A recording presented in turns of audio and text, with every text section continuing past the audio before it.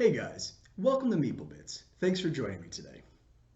Today we're going to go through the game 7 Wonders Duel. I don't have any fun intros or anything like that for this one because I couldn't find a great description on it that was, I guess, whimsical enough.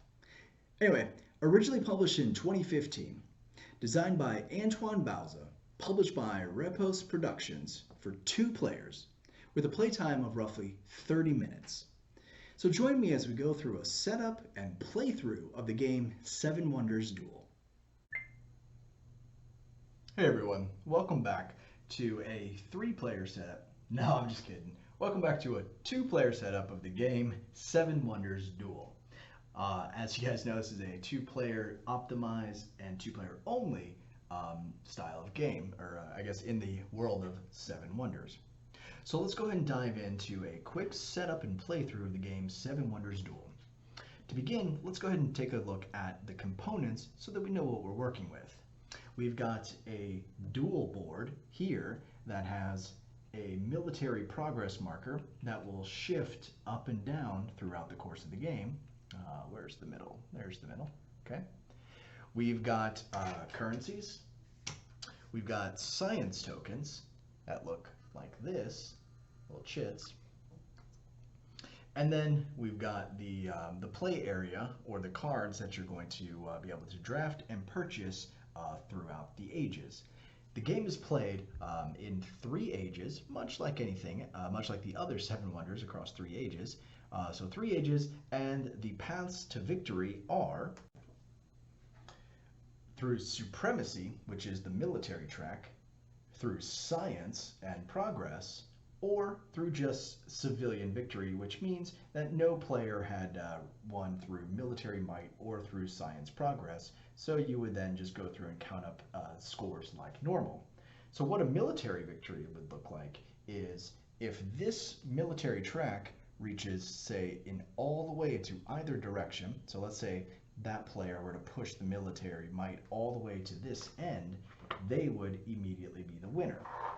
In the case of a science victory, so there's 7 science symbols, but we're only putting 5 of them out. Sorry, there are 7 science symbols, but there are only 5 science tokens. And how you gain the science tokens is each time you gain a pair of, let's go ahead and pick this one up. Each time you gain a pair of science symbols, so this one has the wheel, if I were to get 2 of these symbols, then I immediately get to choose one of these science tokens from the top. And if I gather 6 different science tokens, I immediately win the game. So right now on display would be the wheel, the quill, and the abacus. Or I guess it's a what's the thing for mapping? I forget its name. Anyway, those are the ways to victory for military might, pushing it to either direction, or science if you acquire 6 different symbols of the 7. And then lastly is the civilian victory, which is if no one wins through science or military, then you're going to add up the victory points like in a normal type of 7 Wonders game to determine who is victorious. So let's go ahead and take a quick look at the setup of the game and what's involved in distribution. So each player picks a side from the military or from the progress board. They would get 7 coins, so 2 3s and a 1. And then you're going to build out the play area in all 3 ages in a unique way. So in age 1, it's going to be built like a pyramid without a pinnacle. Let me go ahead and grab this trusty helper card here. So the white cards are face-up cards, and the colored cards are the face-down cards. So in age 1, you're going to see it's 2 up, 3 down, 4 up, 5 down, and 6 up, exactly as we have it set up here. But when we go into the next age, it's going to be 6 up, 5 down, 4 up, 3 down, and then 2 up. So it's going to kind of be the inverse of what we're looking at here. And then lastly, in the 3rd age, quite a bit different. You're going to do a 2 3 4, 2 4 3 2. So make reference to this card structure so that you know each age and how they're going to set up. Because in this video, we're only going to look at age 1 as the setup. And when setting up the ages, in each of them, you're going to want to pull out 3 cards from age 1, age 2, and age 3 and return them to the box.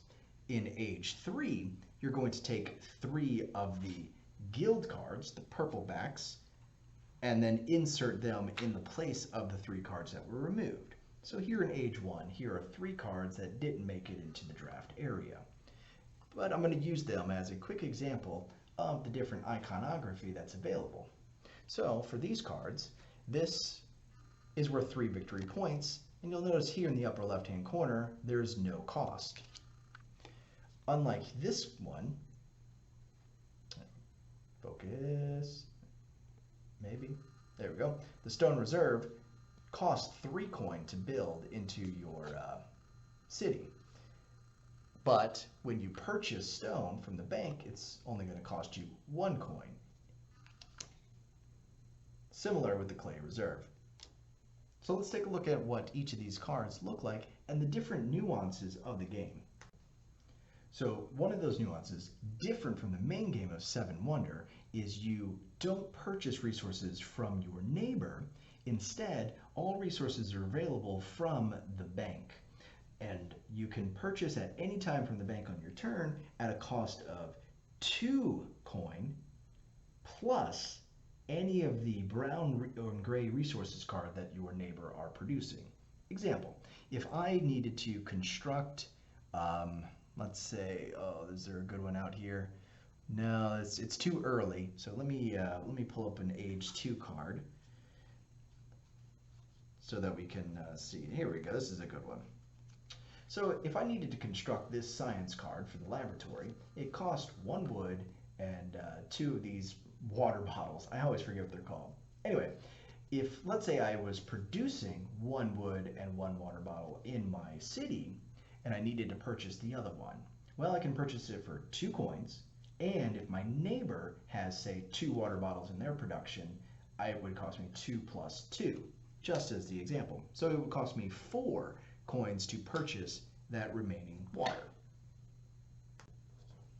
Some cards still have a chain construction, so this theater, as you'll see in the upper right hand corner, can get a free upgrade into something in a future age or in a future draw. So anyway, that's the initial setup, but where are the wonders? Well, that's the last part of the setup here.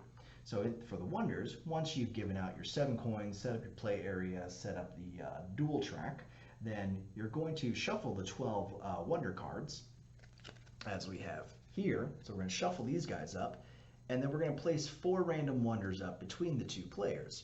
So let's say it's these 4 wonders like so. So I, as the first player, would choose the first wonder. So let's say I take this one. Then the next player is going to choose 2 wonders. So let's say they wanted to take those 2. And then this one comes to me, like so.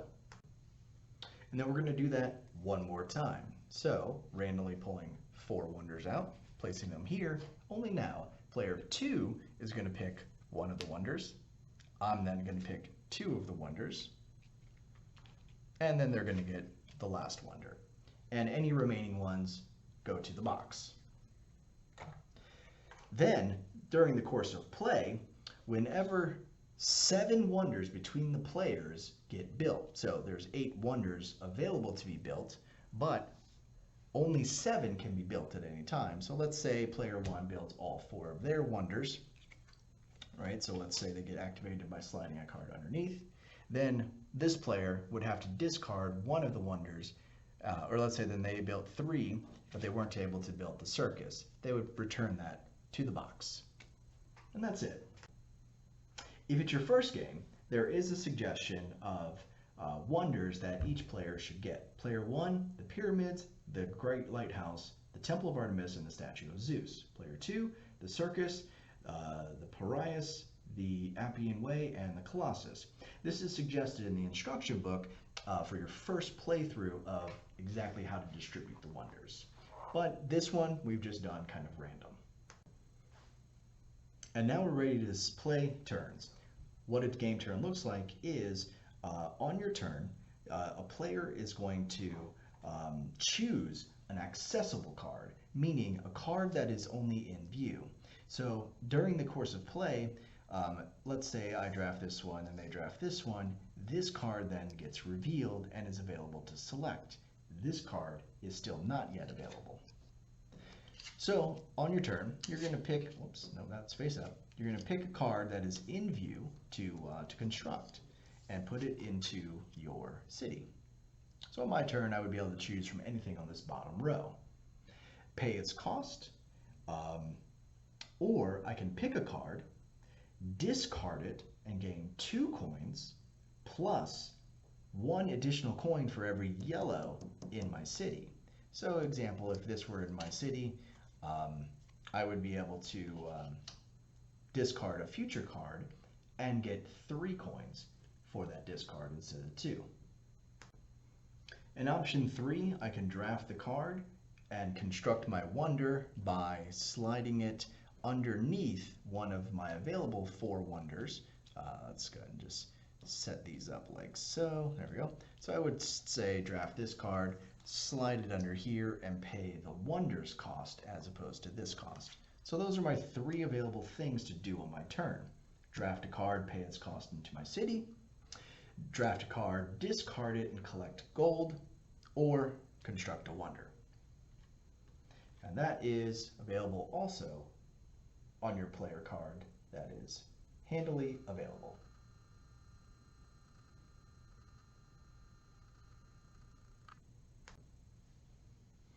So we won't go into all the little features of the game, but things like these markets, for example, permanently change the cost of resources. So if I owned this, then I would only ever pay 1 gold when buying wood from the bank. So instead of the 2, it would just be the 1. And it would ignore any of the additional things that the neighbor has. So that's the setup of a game of 7 Wonders Duel. So let's go ahead and dive in, take a few turns so that we can get a general idea of how the game gets played. So let's dive right in. I, as player 1, I'm going to go ahead and take my turn. And looking at the draft area, looking at what I'm going to need to build out some of my wonders. This one looks to be the easiest to build. 2 wood, a stone, and a brick. But military might can also get me some victory. And I see that military out there would cost me a brick, which I don't have, but I'm going to go ahead and draft that card all the same. Okay, so I'm going to draft this one into my city, like so. And I need to get a brick, so I'm going to pay 2 coin to the bank because my neighbor doesn't yet have any bricks, so it just costs the base of 2. Get my change. There we go. And now goes to the next player. They're looking around. They're looking also at the 4 things that they want to construct. There we go. They need a lot of brick, but there's no brick available until it gets up to here. So let's see, they need some stone, they need some wood, they need a lot of stone actually. So they're going to go ahead and draft this into their hand, and it's a cost of 0. Now that reveals this card. Ooh, a science. Not bad. So seeing that also science can be a victory, and getting 2 symbols identically, but there are none like that out there, or 6 uniques. I'm seeing that one and I'm thinking, okay, yeah, let me go ahead and grab this guy. Go for a science victory, and it gets an upgrade. Build him into my city, pay its 2 coin. I guess I'll use this 3, get some change. Okay, and now next player's turn. They're seeing that I just grabbed this science, so in order to somewhat block me, they're going to go ahead and grab this science card. Also, they didn't want to reveal something for me just yet, so they'll take that science, and it costs, long reach, it costs 2 coin because they don't have the water resource, so they'll buy it from the bank, get their change. Back to player 1.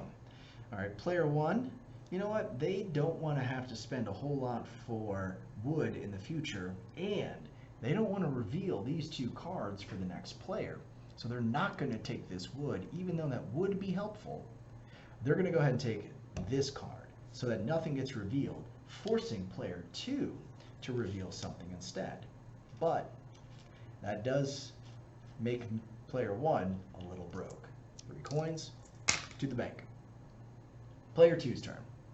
Now they're kind of put into a situation of revealing 2 cards for the next turn, for the next player's turn.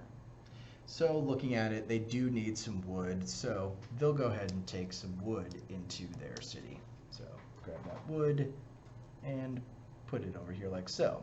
So they're doing pretty decent on resources, which is going to increase the cost of stone, but because I've got this store here, wood for me is only ever going to cost 1 coin in the future.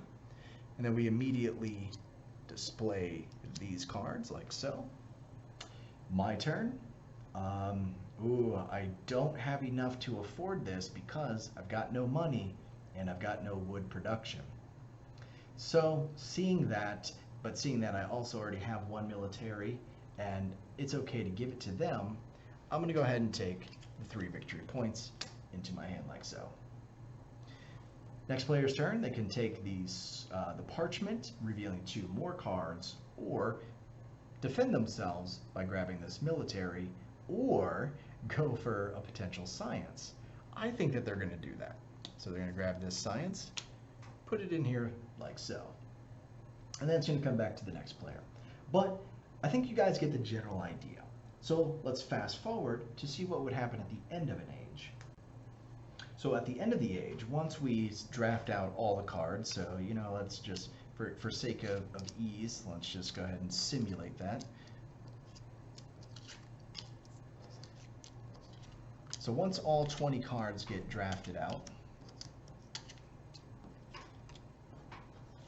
like so, there we go, we're going to prepare the next age, so then we're going to deal out the rest of the cards.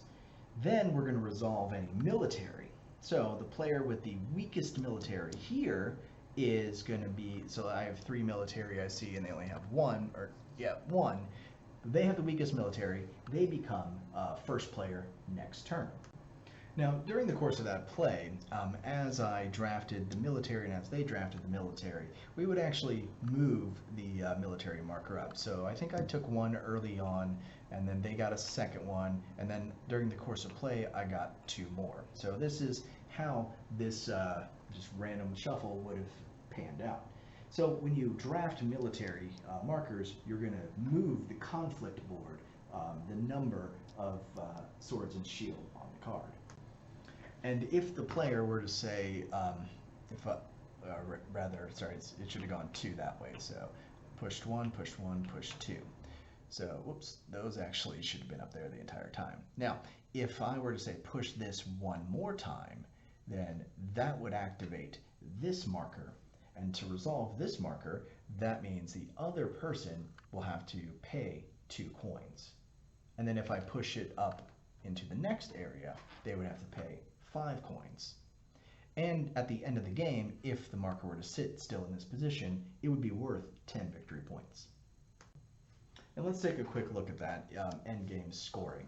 So if no player has won through military might or through a science victory by having 6 unique science symbols, then you're going to go to a civilian victory.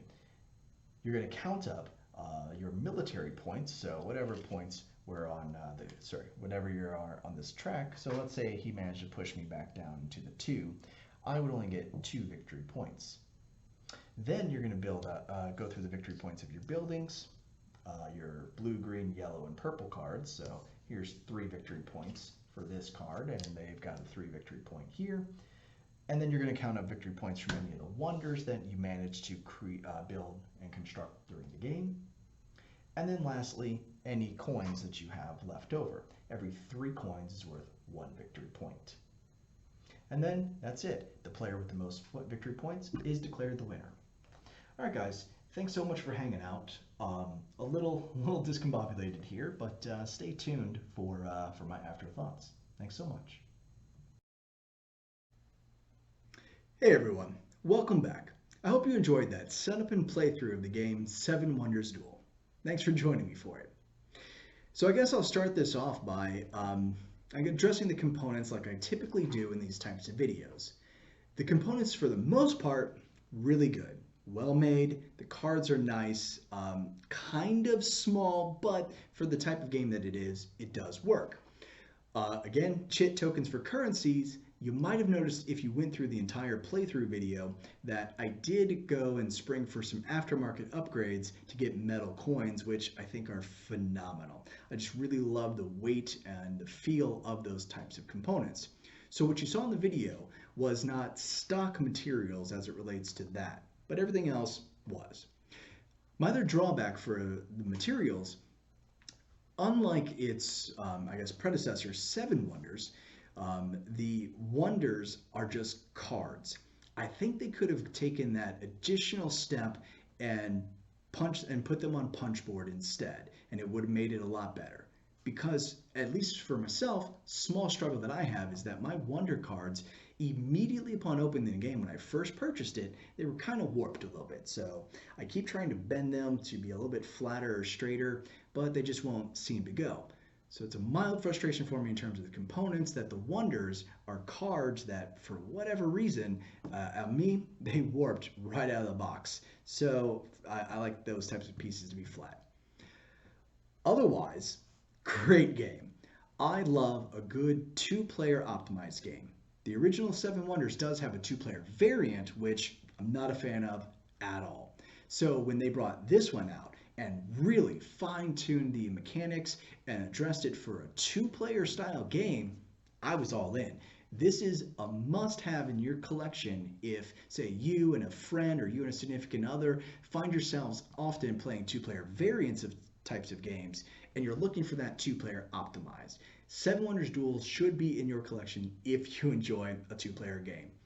I don't have too much negative to say about this one. I'm sorry, guys. It's going to be a fluff piece, if you will. But look, when I first pulled this one down off the shelf, and I was like, oh man, that is just incredible. I was just hooked, you know, and everyone that I've dueled against, we've enjoyed it. You know, we've wanted to go another round almost immediately. So really, the design is so well done. They added an expansion later called, I think, Pantheons or whatever it might have been. I haven't had a chance to give that a try to see if it adds anything new to it, but I do know that it replaces guilds with pantheons, I think in the Third Age. So I'm not too sure about that.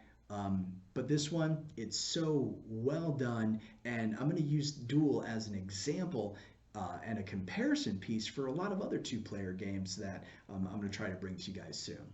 So anyway, if you like two-player games, add it to the collection. No questions asked. If you happened upon this video and you enjoyed it, please leave a like, give me a subscribe. Definitely appreciate the support. But otherwise, guys, until next time, thanks so much for watching.